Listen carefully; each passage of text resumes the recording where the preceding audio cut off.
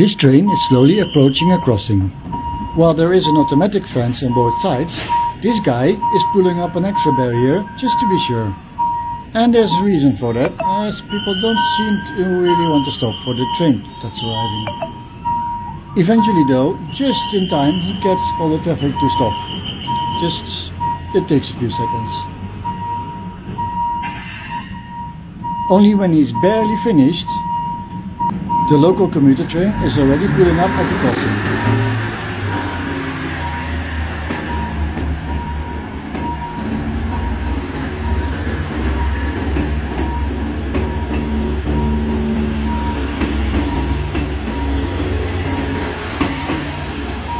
And even before the train has cleared the intersection, people already start moving as the guy pulls away his fence.